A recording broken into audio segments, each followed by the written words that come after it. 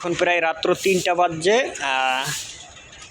দেখেন দর্শক, হয়তো আপনারা অনেকেই বলতে পারেন যে কমলাপুর বা ওই যে ঢাকাতে কমলাপুর এবং সদরঘাট লঞ্চ ঘাটে অনেক ছেলেরা থাকে এবং তারা হিরুমচি বা চুরি করে। কিন্তু এই ছেলেটার কথাটা শুনলে মনে হয় সে হয়তো ভালো কিছু করতে চায়, কিংবা তার মুখ থেকে যে কথাটা শুনলাম তাতে মনে হয় না এই ছেলেটা হিরুমচি বা চোর। এটা একটি ভালো ঘরেরই ছেলে, কিন্তু পরিস্থিতির কারণে এখানে থাকতেছে। তোমার বাবার ইচ্ছা ছিল কি বলো? আমার বাবার ইচ্ছা ছিল আমাদের বড় আমার মাদ্রাসা ভর্তি করার কিছু আমি পছন্দ করছি। আমার বাবার একটা ইচ্ছা ছিল যে আমাকে বড় আলেম বানাবো, যেন আমার বাবা জানাজাটা আমি করতে পারি। একটু জোরে ডাক দিয়ে বলো।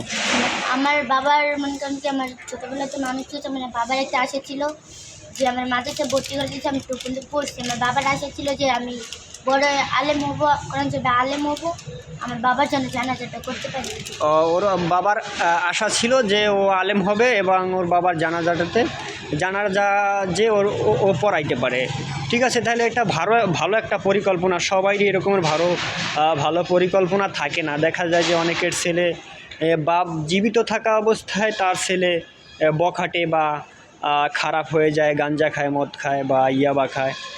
আর দেখেন, ও ছোটোবেলা থেকেই এদিকে তাকাও, দর্শকের একটু দেখাও। ও ছোটোবেলা থেকেই ওর পরিকল্পনা ভালো। দেখছেন, তোমার পরিকল্পনা কি? তুমি সৎ পথে চলবা নাকি, এটা বলো।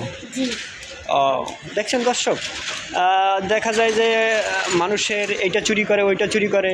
কমলাপুর বা সদরঘাটের যে পোলাপাইনগুলা, তার থেকে এই ছেলেটা অনেক ভিন্ন নাকি? তাই এই ছেলেকে, তোমার নাম কি আবদুল্লাহ?